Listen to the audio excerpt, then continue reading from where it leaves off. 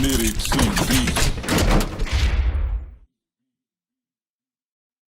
Now you say you went to prison at 17 on a murder charge. Yeah.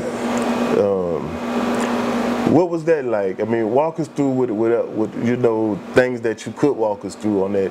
You going through that time as a kid. I mean, you 17, you're grown, but you're still a kid in a way. Like, what you know, what your mind state was at that time? Going with a murder, I mean, that's not like a dope case, a murder case at 17. I'm gonna be honest with you. When I first went in there. Well, let me ask you first. Did you realize the seriousness of what you was in when you know when that happened? As a kid,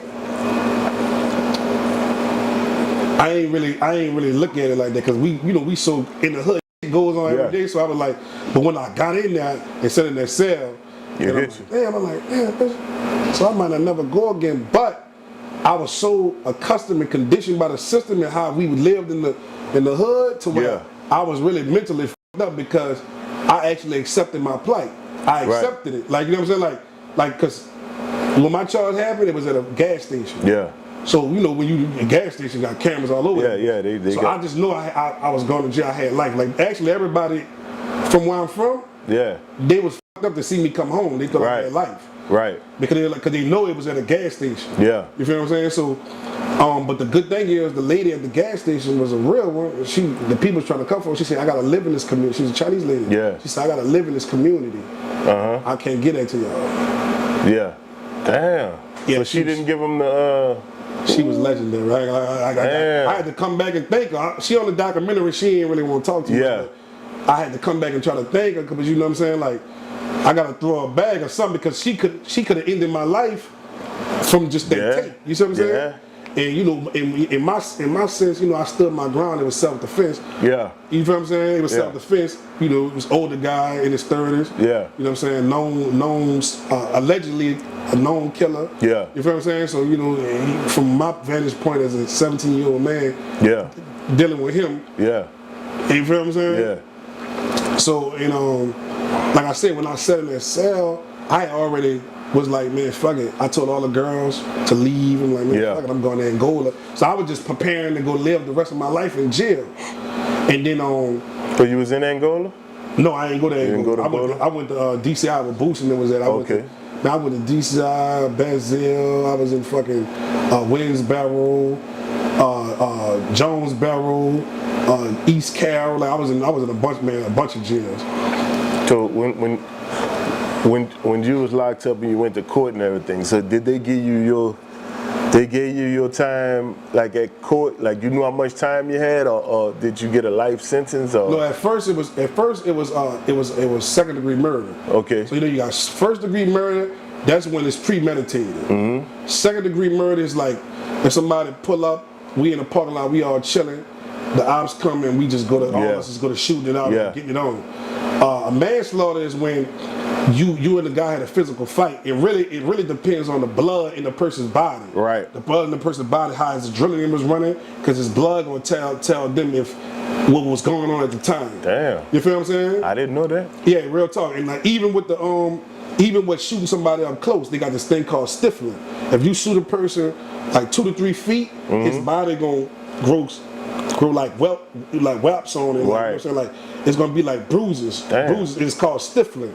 So the people know, the forensic lab know if you hit them up close. Yeah. Cause I was telling my lawyer, like, look, still see if they got stifling on the body. Like, I learned all this shit by studying, trying to beat my own case. So I was in there fighting my own murder case. Cause I turned down my lawyer. I told my mom, just keep the money, I'm good. Right. And they was gonna buy me out, but I was like, nah, fuck it. I just was sitting. And so you did murder charge. And I sat in there like about 2 years. But when I was in there, I was like, you know, you got the 60-day thing in New Orleans. Yeah, I heard about the 60 days. Yeah, 60 days I roll out. You probably heard Soldier Slim talking about 60 days I roll out. Rest in peace, Slim. 60 days. So we at the 62nd day, I was like, man, fuck. I'm about to roll out. Yeah. I see my partner Dave. He was like, man, you going home? Yeah, you going home? Woo. So bam, you know what I'm saying? So it didn't happen that way. Okay. On this, I actually ended up reading. I was reading spiritual books, the Quran, because I grew up in a Muslim household. My dad is Jamaican. Okay. And I was reading the Quran, the Bible, and shit like that. And I went to fasting. This is my first time dealing with a fast. Yeah. I fast for 7 days with no. I ain't drinking no water or no food. Oh, you was fasting for real? I fast for real. I mean, listen, and I know my was snickering, but I tell you, listen, after that, on that 7th day I finished the fast, they called me out there and said I had to see the private investigator. I went out there to see the private investigator.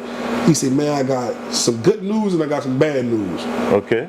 He said, the good news is they can't charge you on second degree no more. They're going to charge you with manslaughter. Okay. And the good news with that is that's 0 to 40.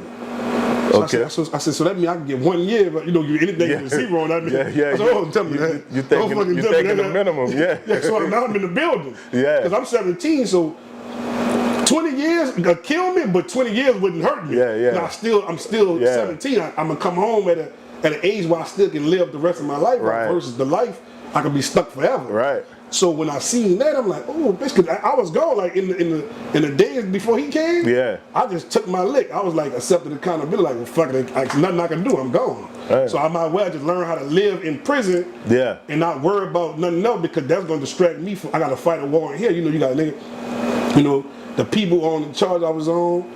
Sunday people at me and shit. Yeah. I had to get, I had to get on. You know. Yeah. I had to check one off the test soon. I got up. You know what I'm saying? Because they trying to retaliate shit like that. Okay, so you feel what I'm saying? Yeah, boy, who the thing was, he had people that was in there. They was trying to get me. They were trying to get me. You feel what I'm saying? So, you know, I had issues with that. I had to send one. Yeah. And, you know, shit like that, self-defense. Some more self-defense shit was going on in there. So I had that going on. Yeah. And then I had to learn, like when Mobo was saying in his interview, he couldn't really touch the man. Yeah. I had to learn when I did see another, I couldn't really touch him. Right. You know what I'm saying? Because if you touch them and I'm on a murder charge, it's gonna look like I'm guilty, but they fucking with me. So you know what I'm saying? Like, I bet you fucking with me. You can't fuck with me. But I mean, hey, you know. So it was in different levels of the game that I had to learn about. So I actually became a man in prison. Right. I became a man in prison, and it all brought down to me getting 9 years. I got 9 years on manslaughter, and I got shipped to Brazil. I had a fight with the guards. I was like a political prisoner. I used to read this book. Yeah. George Jackson about the Panthers. Yeah. I thought I was a little Panther on the cool. You hear me? Yeah. We about to turn up. Hold up. We about to turn up. Hold up. We about to turn up. We about to turn up. We about to turn up. Send the bank. The troops in the bank. They don't know how to act. I said them hold up. We about to turn up. We about to turn up. We about to turn up. Hold up.